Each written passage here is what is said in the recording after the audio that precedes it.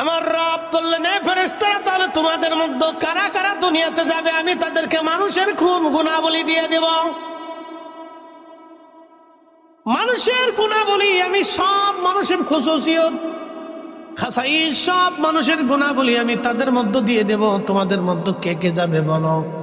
তা হারুত নামে একজন ফেরেশতা, মারুত নামে একজন ফেরেশতা, তারা বলল, আল্লাহ আমরা যাব।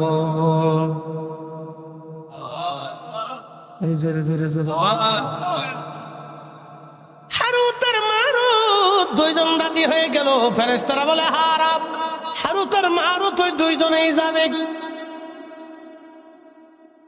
আল্লাহ তাদেরকে আসমান থেকে দুনিয়াতে পাঠাইলেন মানুষের আকৃতি দিয়ে। সুবহানাল্লাহ বলবেন? সুবহানাল্লাহ। কিসের আকৃতি? মানুষের। ফেরেশতা কিসের তৈরি? জোরে বলেন, আরো জোরে।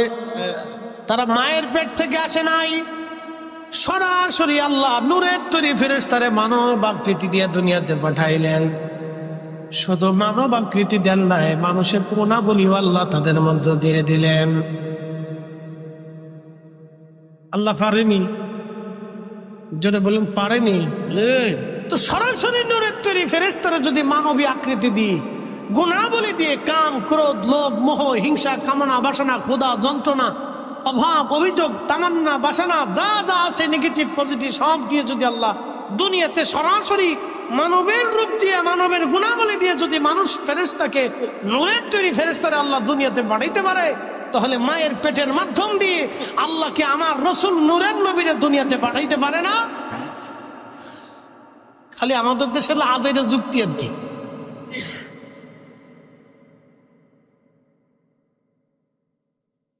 এই জন্য কোরআন আল্লাহ বলেন, قد جاءكم من الله نور।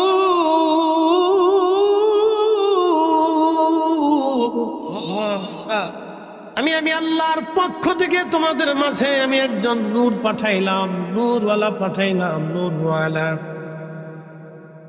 ইয়া আইয়ুহান নাবিয়্যু ইন্না আরসালনাকা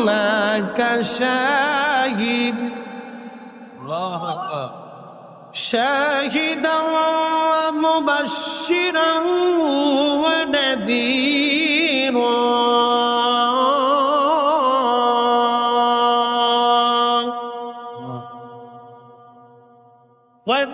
وداعيا إلى الله بإذنه وسراجا منيرا।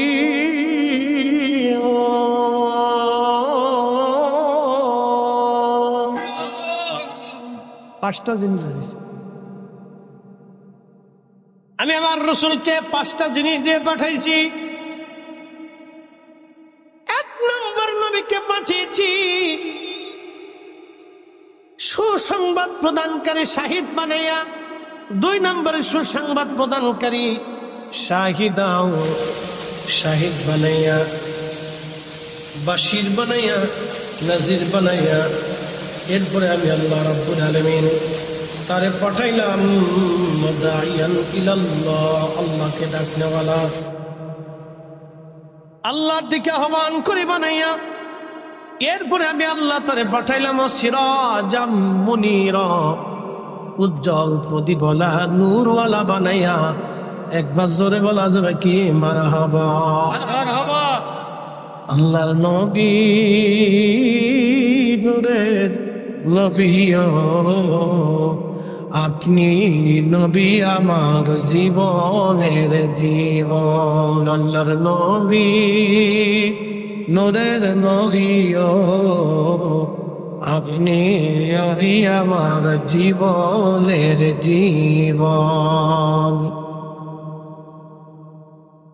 আচ্ছা, এখন কেউ যদি নবীর নূর না মানে আমাদের করার কিছু আছে?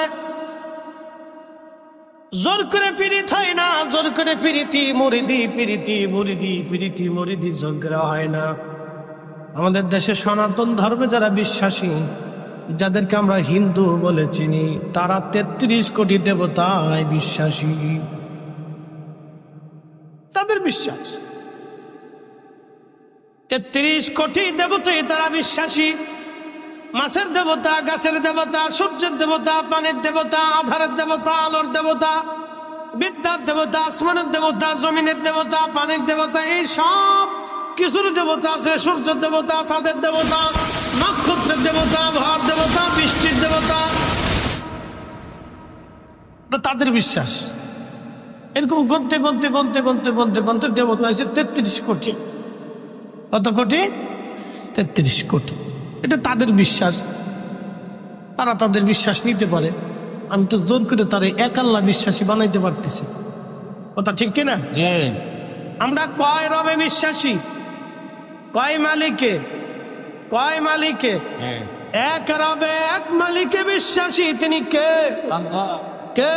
আল্লাহ।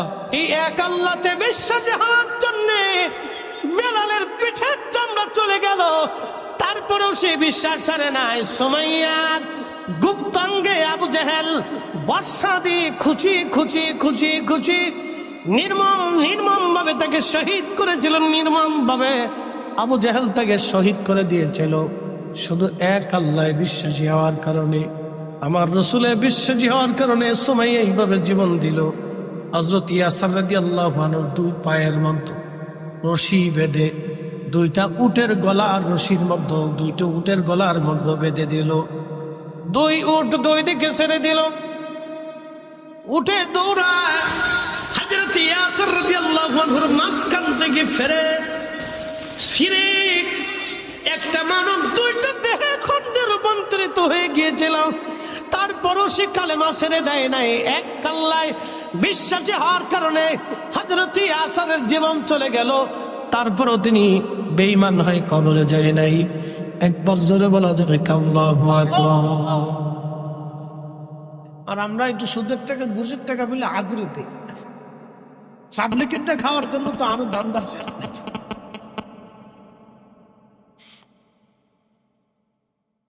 টেবিলের নিচে নেওয়ার জন্য পাগল।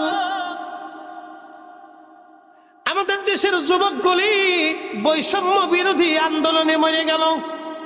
তাদের কথা আমার দেশে আমি শিক্ষা গ্রহণ করেছি। চাকরি নিতে ঘুষ নেব কে? ঘুষ দেব কে? এই প্রথা বাতিল করার জন্য কত ছেলেরাই তো মরে গেল। আচ্ছা আপনারা বলেন ঘুষ কি বন্ধ হয়েছে? যে ছেলেরা জীবন দিল জীবনটাই বৃথা হয়ে গেল বাবা। ঘুষ প্রথা বন্ধ হয়নি। হুজুর ঘুষ প্রথা কিভাবে বন্ধ হবে? একটা পদ্ধতি দিয়ে দেশে ঘুষ দুর্নীতি সব বন্ধ হয়ে যাবে, একবারে 0 টলারেন্সে চলে আসবে যদি ইসলামিক আইন প্রথা। একটা পদ্ধতি আছে, এছাড়া বাকি আর যত পদ্ধতি আবিষ্কার করেন কোন পদ্ধতিতে বন্ধ হবে না।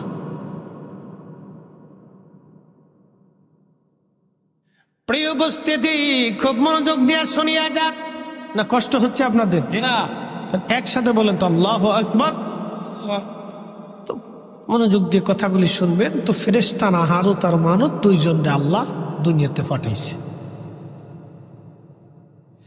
দুনিয়াতে আসার পরে কাম দিছে, ক্রোধ দিছে, লোভ দিছে, মোহ দিছে, হিংসা, কামনা, বাসনা, রিয়া।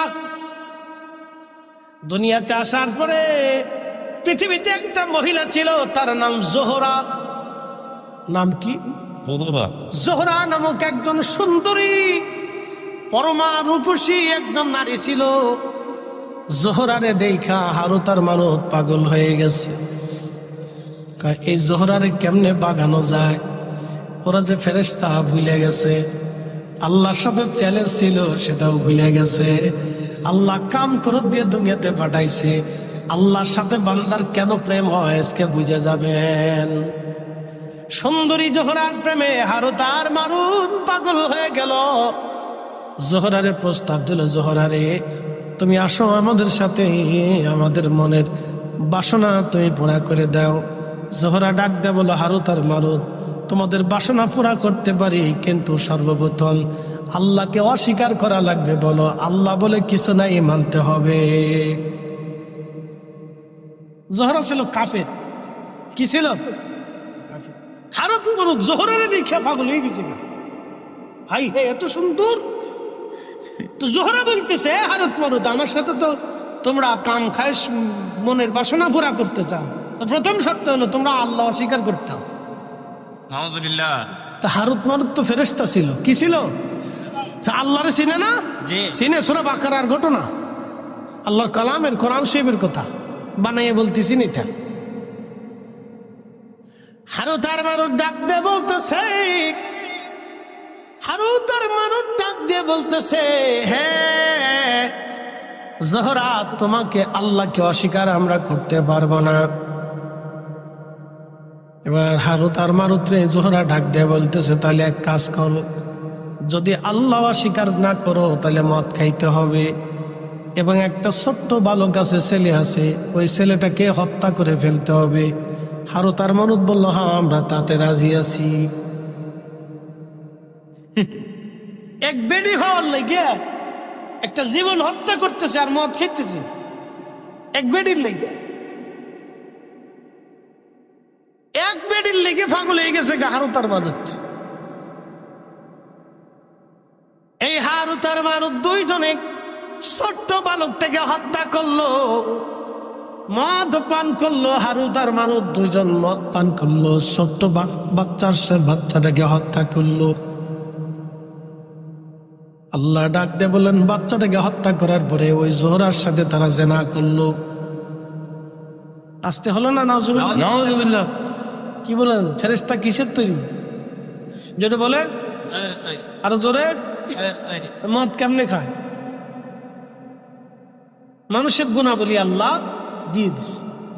আমাদের রাসূল নূরে, কিন্তু গুণাবলী মানুষের। কি কথা কন না কেন? তিনি মানুষ, কিন্তু সৃষ্টির আসল নূর। আপনি মানলেও মানেন, না মানলেও না মানেন, ও তো আমাদের কিছু আসে যায় না।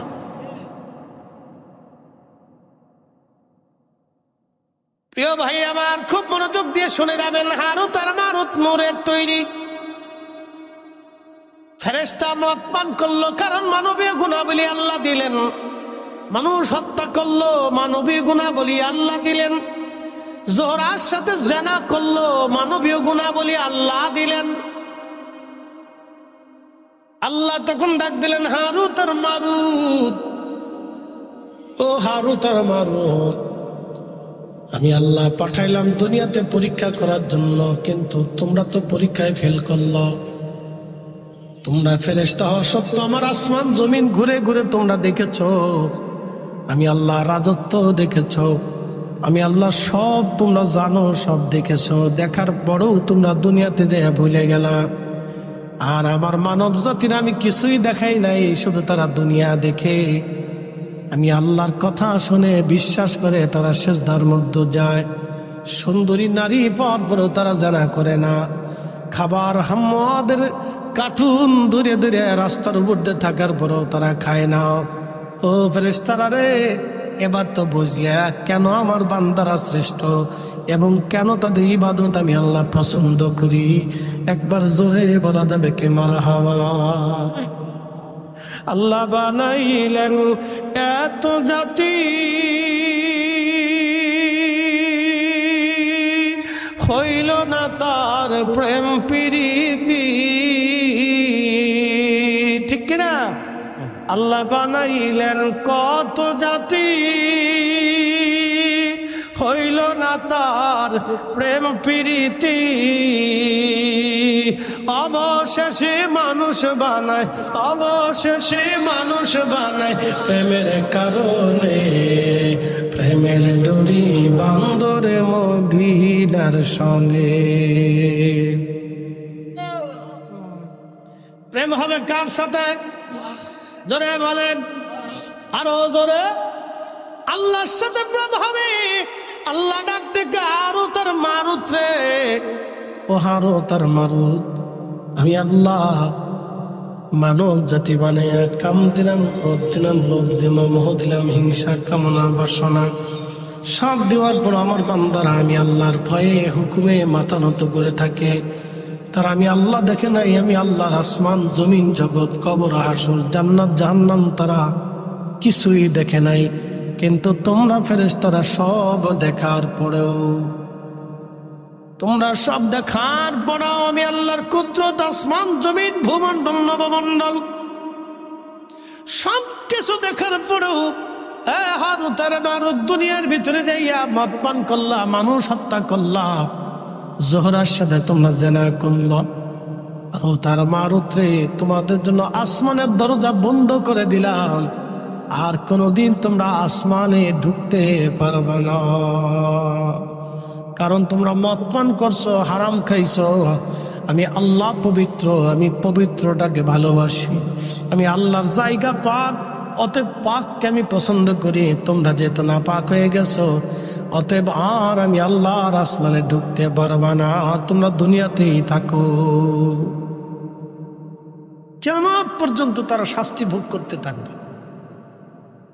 এরপরে যদি আল্লাহ দয়া করে মাফ করেন, সেটা আল্লাহর দয়া। বুঝতে পারছেন? এই জন্য ফেরেশতারাও পরীক্ষায় কি করলো? ফেল করলো। একসাথে বলবেন আল্লাহু আকবার। ফেরেশতারা পরীক্ষায় কি করলো? ফেল করলো। আপনারা আজকে পরীক্ষায় পাস করলেন, আপনারা পরীক্ষায় পাস করলেন। বলে কারণ কি? ইচ্ছা করলে দুনিয়া ব্যবসা করতে পারতেন, ঘুরতে পারতেন, বাড়িতে বসে নাটক দেখতে পারতেন, বাচ্চা কাচ্চা ছেলে সন্তান নিয়ে ঘুরতে পারতেন, গল্প গুজবে কাটাইতে পারতেন। সব ফেলে দিয়ে আপনারা বেহেশতের বাগানে বসে গেছেন। খুশিকে বলে দলিল কি বুঝাইতেছে? এখানে একটা শব্দ লেখছে, মহাপবিত্র ঈদে মিলাদুন নবী উদযাপন উপলক্ষে আজকের মাহফিল। আচ্ছা মনোযোগ দেন, যদিও এটা মিলাদুন নবীর মাস না, কিন্তু তারপরেও মিলাদুন নবী। কারণ কি? ঈদে, ঈদ মানে খুশি, মিলাদ শব্দের অর্থ নবীর আগমন বা রসুলের জন্ম মোবারক, যেটা বলেন আল্লাহ নবী পাইছি আমরা। কথা ঠিক কিনা? কি পাইছি? নবী পাইছি। আমান্না আলাইনা বিকা, আল্লাহ আমাদের মাঝে তার নিয়ামত পাঠিয়েছে। ঠিক কিনা? রসুলের উপরে পৃথিবীতে কোনো নিয়ামত আছে? কোনো নিয়ামত নাই। এই জন্য কাজী নজরুল লিখছেন, কাজী নজরুল কবিতার ছন্দে লিখেছেন, ত্রিভুবনের প্রিয় মুহাম্মদ এলো রে দুনিয়ায়, রে সাগর আকাশ বাতাস দেখবি যদিয়া, আয় রে সাগর আকাশ বাতাস দেখবি যদিয়া, ধুলির ধরা বেহেশত আজ। মারহাবা বলবেন না? পৃথিবীটা আজকে কি হয়ে গেছে? জান্নাত। কার কারণে? রসুলের কারণে। যদি রসুল না আসতেন তাহলে আমরা দিন পাইতাম। নবী না আসতে পারে পৃথিবীতে এই সুন্দর সিস্টেম পৃথিবীতে আজও হতো না। এই যে সুন্দর আইন কানুন, আগে সনাতন ধর্মে স্বামী মারা গেলে জীবন্ত স্ত্রীকেও স্বামীর সাথে পুড়িয়ে মারা হতো। কি কথা কর না কে?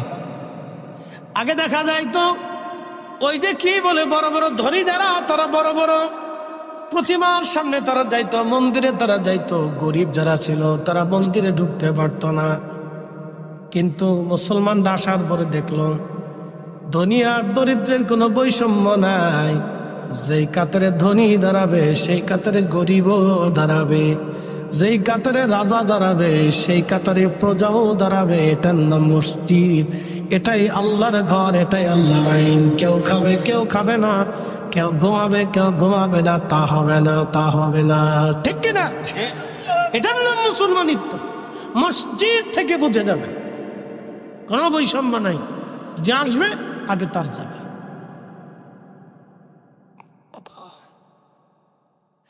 জাগে আসবে আগে তার জায়গা, তার কাতার। তবে হ্যাঁ, সে যদি উঠা কাউকে জায়গা দেয় সেটা ভিন্ন। ধরেন মসজিদের মুতল্লি সাহেব, তিনি মুরব্বী ধরেন, তো তিনি আস্তে আস্তে পিছে পড়ে গেছেন। এখন সামনের কাতার থেকে একজন উঠে যায়, যদি বলেন মুতল্লি সাহেব আপনি সামনে আসেন, আপনি এখানে বসেন, তাহলে সেটা ওই লোকটা তাকে সম্মান করবে। ঠিক কিনা? ভালো করতে পারে, কোনো অসুবিধা নেই। কিন্তু মুতল্লি সাহেব যদি সামনে যায় বলে এই না পিছে যাও, এটা হবে? এটা করা যাবে? মানা যাবে? এটাই যে যেখানে জায়গা পাবে সে সেখানে দাঁড়াও। আচ্ছা ধরেন নামাজ চালু হয়ে গেছে, শুরু হয়ে গেছে, ইমাম সাহেব বলতেছে আলহামদুলিল্লাহি রাব্বিল আলামিন আর রহমানির রহিম। এখন এলাকার এমপি সাহেব মসজিদে ঢুকলেন, ঢুকে যায় ইমাম সাহেবের পিছনে যা আছে তারা ধাক্কা দিয়ে টাইনে পিছনে সরাই দিয়ে এমপি সাহেব সামনে দাঁড়ায় যাবে। কি কথা বলেন? মসজিদে মুসল্লিরা মানবে? সমাজ মানবে? কখনোই কোন মুসলমান এটা মানবে না। ওই মসজিদের ভিতরে গন্ডগোল লেগে যাবে। তা আপনি করছেন তো, কিন্তু কোন এমপি কোন চেয়ারম্যান মেম্বার এই কাজ কখনো করে না। কারণ কারোর ভিতরে যদি দিন থাকে তাহলে সেই কাজ সে আস্তে করে যেখানে জায়গা পাবে সেখানেই দাঁড়াবে, ঠিক কিনা? এটার নাম ইসলাম। তো আগে এরকম আমাদের দেশে যারা ধনী ছিল তারা ওই প্রতিমা মন্দিরে তারা যাইতো, পূজা দিত। গরিব যারা ছিল তারা ওই বাইরে দাঁড়াইতেন। তো ওই সময় তারা দেখলো যে হাই হাই, মুসলমানের নিয়ম তো খুব সুন্দর। এই আস্তে আস্তে মুসলমানের সুন্দর নীতি নিয়ম দেখতে দেখে দেখে দেখে দেখে দেখে ধীরে ধীরে মুসলমান হতে হতে হতে হতে হতে হতে আজকে সারা পৃথিবীতে 200 কোটি মুসলমান। একসাথে বলবেন না আল্লাহু আকবার। প্রিয় উপস্থিতি, খুব মনোযোগ দিয়ে কথাগুলি শুনবেন। ফেরেশতারা মানে ফেল খেয়ে গেল, আল্লাহর আমরা পাস করলাম, তখনও ফেরেশতারা আল্লাহর পরীক্ষায় ফেরেশতারা ফেল করে বসলো। আল্লাহ বলেন, ও ফেরেশতারা, দেখলাম আমি আমার বান্দাদেরকে কেন ভালোবাসি। এই যে মাহফিলে আপনারা বসছেন, ঈদে মিলাদুন নবী লেখা হয়ে গেছে। একটা ঘটনা শোনাই। আল্লাহ নবী রাস্তা দিয়ে হেঁটে যাচ্ছেন, ঠিক এমন সময় নবীজি দেখলেন কয়েকজন কিছু সাহাবীরা এক জমাতে বসে বসে আল্লাহর জিকিরে ফিকিরে ইবাদতের সময় কাটাচ্ছে। নবীজি জিজ্ঞেস করলেন, মা জালাসনাকুম, ফেরেশতারা তোমরা কেন বসছো এখানে? ফেরেশতারা জবাব দিল, ইয়া রাসূলুল্লাহ, আলা মা হাদানা লিদীনিহি, আল্লাহ আমাদেরকে দ্বীন দিয়েছেন, হেদায়েত দিয়েছেন। ওয়া মান্না আলাইনা বিকা, আপনি নবী নামক দুঃখিত ফেরেশতা। সাহাবীরা আল্লাহ নবীকে ডাক দেয়া বললেন, নবীজি বললেন, সাহাবীরা তোমরা কি করো? তোমরা এখানে কেন বসছো? বসে বসে কি করতেছো? ফেরেশতারা সাহাবীরা জবাব দিল, ইয়া রাসূলুল্লাহ, আমরা এখানে নাদউল্লাহি ওয়া নাহমাদুহু, আল্লাহর জিকির করতেছি, আল্লাহর প্রশংসা করতেছি, আল্লাহর গুণকীর্তন করতেছি, তাসবিহ তাহলিল করতেছি। যারা বলেন সুবহানাল্লাহ। আমরা কি করতেছি? জিকির করতেছি। কার? আল্লাহ। যারা বলেন আল্লাহ। আমি আলোচনা করতেছি, আপনারা মাঝে মধ্যে আপনারা সুবহানাল্লাহ আলহামদুলিল্লাহ বলতেছেন, আপনাদের মন উৎফুল্ল হচ্ছে, আপনারা শুনতেছেন। এই সবই ফিরে জিকির আল্লাহ। তো সাহাবীরা ওইরকম বসে আল্লাহর জিকির করতেছে, আল্লাহর গুণকীর্তন করতেছে, প্রশংসা করতেছে, ওই মাহফিল চলতেছে। তো নবীজি বললেন, সাহাবীরা তোমরা কেন বসছো? সাহাবীরা বললেন, ইয়া রাসূলুল্লাহ, আলা মা হাদানা লিদীনিহি, আল্লাহ আমাদেরকে দ্বীন দিয়েছেন, হেদায়েত দিয়েছেন। আমরা আগে গোমরা ছিলাম, পথভ্রষ্ট ছিলাম, দ্বীন কি জিনিস বুঝতাম না, নীতি কি জিনিস বুঝতাম না, সত্য বুঝতাম না, হালাল বুঝতাম না, পর্দা প্রসিদ্ধা বুঝতাম না, ন্যায় অন্যায় বুঝতাম না। ইয়া রাসূলুল্লাহ, এই দ্বীন এবং হেদায়েত পাওয়ার কারণে আমরা গুমরাহি থেকে, পথভ্রষ্টতা থেকে আমরা হেদায়েতের রাস্তা পেয়েছি। নবী গো, সেই জন্য আমরা আল্লাহ জিকিরে বসে গেলাম। এরপরে সাহাবীরা আরো একটা শব্দ বলেন, আমান্না আলাইনা বিকা, আপনি নবী নামক মহা নিয়ামত আল্লাহ আমাদেরকে দিয়েছেন। আমরা নবী পাইয়া আল্লাহর জিকিরের মাহফিলে আমরা বসে গেলাম। একবার জোরে বলা যাবে কি মারহাবা? মারহাবা। মিলাদুন নবী, নবী পাইয়া, কি কথা কর না কেন, ঠিক কিনা? কি পাইয়া? জোরে বলেন, কি পাইয়া? নবী পাইয়া আজকের মাহফিল আমরা সাজাইছি, ঠিক কিনা? সাহাবীদের যে উদ্দেশ্য, আমাদেরও একই উদ্দেশ্য। সাহাবীদের যেই কাজ, আমাদেরও একই কাজ। সাহাবীরা মাহফিল সাজাইয়া আল্লাহ জিকিরে ফিকিরে বসে গেছে। আমরাও মাহফিল সাজাইয়া আল্লাহ জিকিরে ফিকিরে আমরাও বসে গেলাম।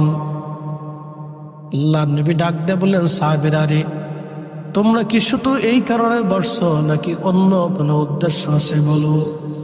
সাহাবীরা জবাব দিল, ইয়া রাসূলুল্লাহ, আল্লাহর কসম করে বলি আমাদের আর কোনো উদ্দেশ্য নাই, আমাদের উদ্দেশ্য একটাই, আমরা আল্লাহর জিকিরে বসছি দিন পাইয়া এবং নবী পাইয়া, দিন পাইয়া নবী পাইয়া।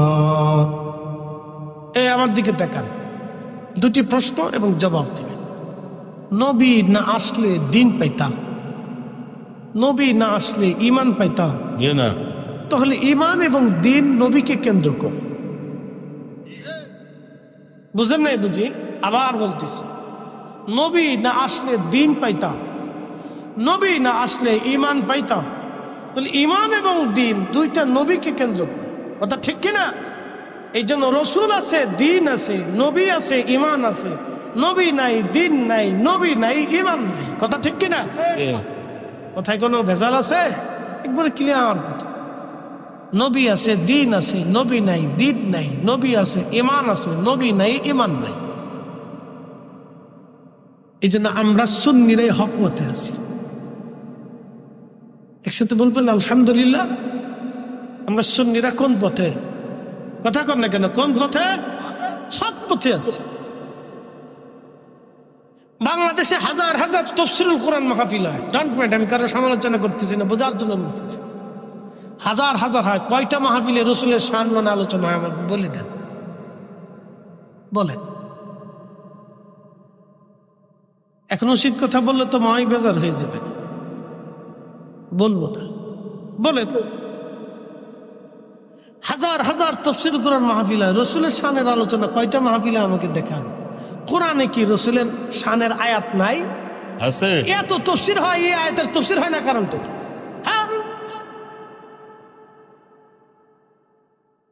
কোরআনে কি রসুলের সম্মানের ব্যাপারে সূরা নাজিল করে নাই? এত সূরার তাফসীর হয়, এই সূরার তাফসীর কেন হয়?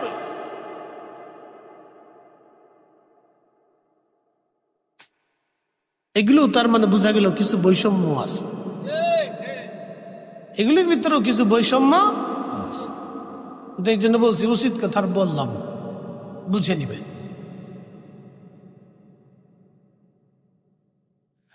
মুসলমান খুব বুঝে ভালো করে শুনিয়া দেবেন। সাহাবীরা বললেন, ইয়া রাসূলুল্লাহ, আল্লাহর কসম করে বলি আমাদের আর কোনো উদ্দেশ্য নাই, আপনি নবী পাইয়া, দিন পাইয়া আমরা মাহফিল সাজাই দিয়েছি। ইয়া রাসূলুল্লাহ, নাদউল্লাহি ওয়া নাহমাদুহু, আমরা আল্লাহর গুণকীর্তন করতেছি এবং আল্লাহকে ডাকতেছি, আল্লাহর হামদ আমরা করতেছি। নবীজি বললেন, সাহাবীরা তোমরা আমার ছাত্র, তোমাদেরকে সন্দেহ করতেছি, বিষয়টা এরকম না। তোমাদেরকে সন্দেহ করতেছি, বিষয়টা এরকম না সাহাবীরা রে। এজন্যই তোমাদেরকে কসম করাইতেছি, এজন্য কসম করাইলাম তোমাদেরকে সাহাবীরা। ফাতানি জিবরিল আলাইহিস সালাম, জিবরিল আমার কাছে এসেছিল। ফাখবিরিনি, আমার কাছে খবর দিয়ে চলে গেছে। তোমাদের এই মজলিসখানা দেখে আল্লাহ এত খুশি, ইউবাহিবুকুমুল মালায়েকা, সমস্ত ফেরেশতাদের সামনে আল্লাহ গর্ব করতেছে, অহংকার করতেছে, গর্ব করতেছে, অহংকার করতেছে। চিৎকার মেরে জোরে বলেন আল্লাহু আকবার। তাহলে এই মাহফিলগুলি হলে প্রেম হয় কার সাথে? জোরে বলেন কার সাথে? এই মাহফিলগুলি বসলে প্রেম হয় আল্লাহর সাথে। মিলাদুন নবী, নবীর আগমনের মাহফিলে বসলে প্রেম হয় আল্লাহর সাথে। প্রত্যেক দুনিয়ার মানুষ বেদাত বেদাত চিল্লাইলেও ও সাতা আমাদের কিছুই যায় আসে না। কথা বলেন ঠিক কিনা? খুশি হয় কে? খুশি হয় কে? আল্লাহ নিজে খুশি। ইউবাহিবুকুমুল মালায়েকা, আল্লাহ রাসূল তার জবান দিয়ে বলতেছে, ফেরেশতা সাহাবীরা তোমাদেরকে সন্দেহ করতেছি না। ফাখবিরিনি, জিবরাইল আমার কাছে খবর দিয়ে গেছে, বলে গেছে তোমাদের এই মজলিস দেখে আল্লাহ तमाम ফেরেশতাদের সামনে তোমাদেরকে নিয়ে আল্লাহ অহংকার করতেছে। অতএব এই মাহফিলটা অনেক দামি মাহফিল, অনেক মর্যাদা বলা মাহফিল।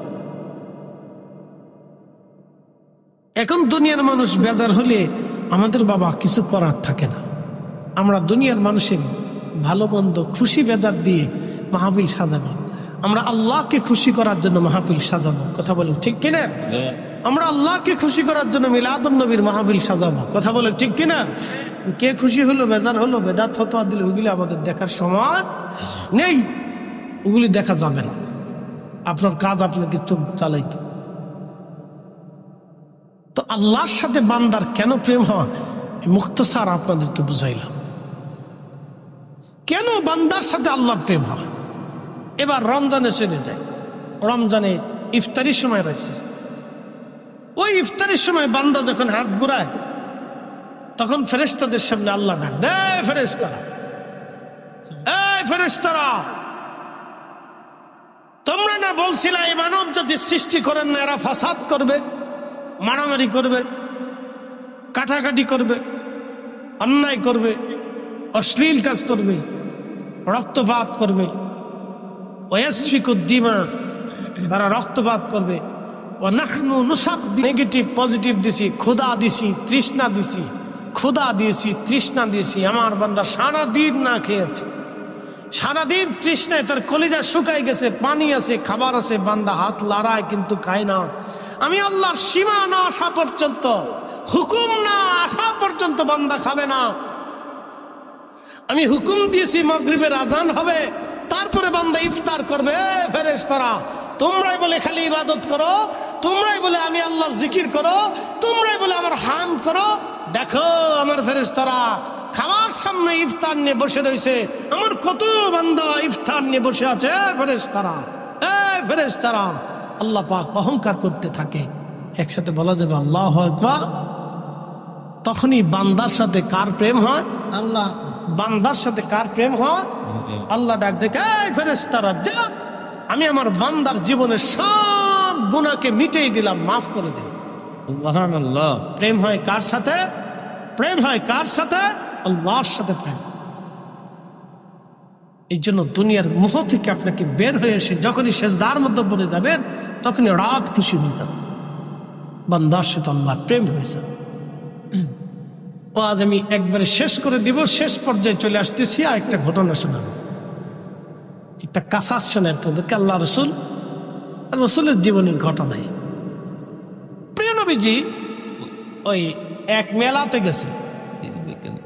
আমাদের দেশে বিভিন্ন জায়গায় মেলা হয় না, আজারে বাজারে ফাজের মেলা না, তখনকার দিনে বাণিজ্য মেলা হতো।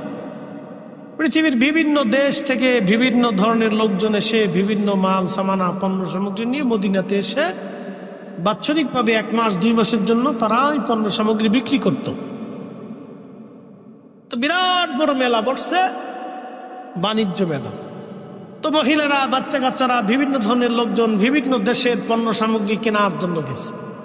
ধরেন চাঁদপুরের কচুয়াতে যদি একটা মেলা বসে, সিরিয়ার থেকে, মিশর থেকে, আরব থেকে, ভারত থেকে, পাকিস্তান থেকে, আফগান থেকে, বিভিন্ন দেশ থেকে বিভিন্ন পণ্য সামগ্রী নিয়ে আসছে, তখন আপনাদের চিন্তা হবে যে তাহলে আমরা একটু ঘুরে দেখে আসি আফগানের মাল কেমন, পাকিস্তানের মাল কেমন, ওই সিরিয়ার মাল কেমন, আরবের মাল কেমন। কেনার জন্য একটা মানুষের উৎসাহ থাকে না? তা ধরেন আমাদের ওইরকম উৎসুকতা মন থাকে যে দেখে আসি যে আরবিয়ানরা কেমন জুব্বা পরে বা পাকিস্তানিরা, আফগানিরা কেমন পোশাক পরে, তা আমরা একটু ঘুরে ঘুরে দেখে কিনে নিয়ে আসি। তো ঠিক এরকম এক ধরনের মেলা আল্লাহ নবীও গেছে। তো এক মহিলা আর তার বাচ্চা হারিয়ে গেছে, বাচ্চা খুঁজে পাইনি। তো মা তো হাজার হলেও তো মা, বিন্দু মাত্র হলেও তো দয়া মায়া মার ভিতরেই বেশি থাকে। সবার থেকে মাই সন্তানকে বেশি ভালোবেসে থাকে, কারণ ও পেটে ধারণ করে মার রক্ত, মার পানি, মার গোশত, মার শরীরের সাথে, মার চর্বির সাথে, মার নিঃশ্বাসের সাথে, মার খাবারের সাথে, মার পুষ্টির সাথে আমাদের শরীরটা অ্যাডজাস্ট থাকে, আমাদের শরীরটা মেসিং থাকে। যার কারণে মার দয়া বেশি। সন্তান মাকে ভুলে যায়, কিন্তু মা সন্তানকে ভুলতে পারে না, কারণ সন্তানটা মায়ের একটা অংশ, এই জন্য সে ভুলতে পারে না। মার খুব মায়া লাগে, সন্তানের জন্য খুব মায়া লাগে, সন্তান ভুলে যায়, সুন্দরী বউ পাইছে চলে গেছে, আর খোঁজ খবর নাই। এরকম বহু ছেলে আছে বাংলাদেশে, বহু ছেলে আছে সুন্দরী বউ পাইছে, বাড়ি থেকে জুদা হয়ে চলে গেছে, মার খোঁজ খবর নেয় না, পয়সা করি দেয় না, কিন্তু মা বলতে পারে না। এই মার শরীরের অংশ তো, মার ব্লাড, মার গোশত, মার চামড়া, মার নিঃশ্বাস, মার পুষ্টি থেকে সন্তানের পুষ্টি, যে মা বলতে পারে না।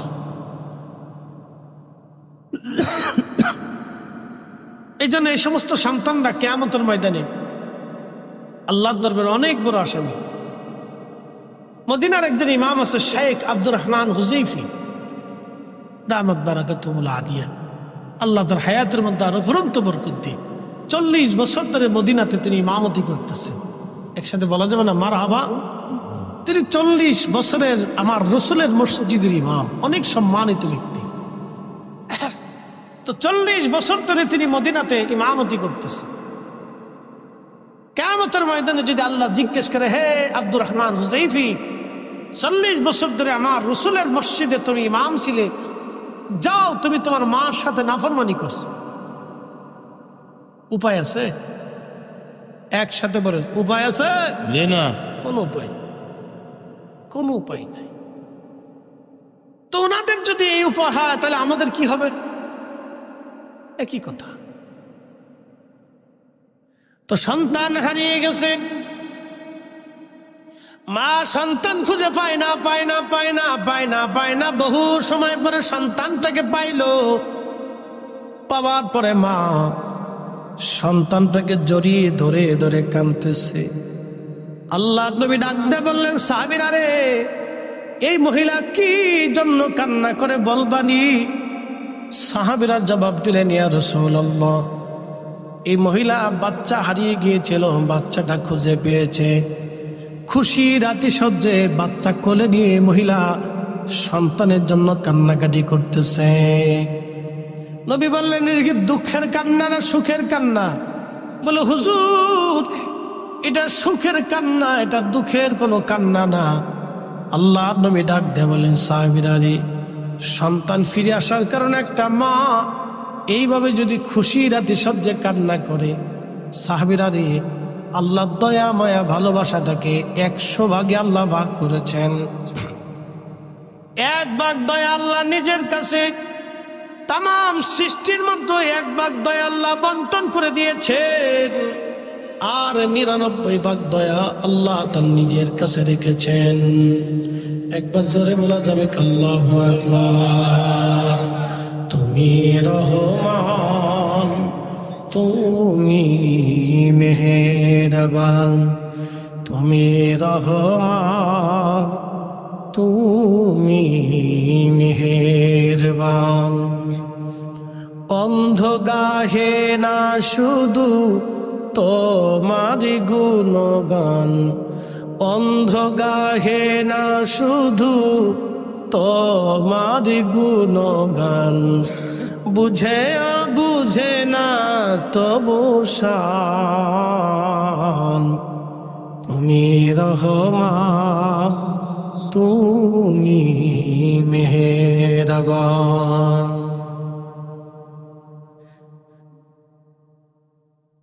104 মুসলমান নবীজি ডেকে বলেন, আল্লাহ 100 ভাগ করে 1টা ভাগ ভালোবাসাকে তাম সৃষ্টির মধ্যে বন্টন করে দিলেন আমার আল্লাহ, আর 99 ভাগ দয়া আল্লাহ তার নিজের কাছে রেখে দিলেন। সাহাবীরা, এই মা সন্তান ফিরে পাওয়ার আনন্দে খুশিতে কান্না করে দিয়েছে। এ সাহাবীরা রে, যখন কোন বান্দা অপরাধ করে গুনাহ করে তওবা করে ফিরে আসে আল্লাহর দিকে, যখন কোন বান্দা তওবা করে আল্লাহর দিকে ফিরে আসে, তখন আমার আল্লাহ এত পরিমাণে খুশি হয়, বাকি 99 গুণ ভালোবাসা দিয়ে আমার আল্লাহ বান্দাকে রহমতের কোলে টেনে নিয়ে বান্দার জীবনের গুনাহগুলিকে আল্লাহ মাফ করে দেয়। না না, একসাথে বলেন আল্লাহু আকবার। না, আরো জোরে বলেন আল্লাহু আকবার। তাহলে তওবা তওবা তওবা তওবা, অধিক পরিমাণে তওবা, অধিক পরিমাণে তওবা। আল্লাহ আমাদের সবাইকে কবুল করে নিক। সকলে জোরে বলেন আমিন। আল্লাহুম্মা সাল্লি আলা সাইয়্যিদিনা।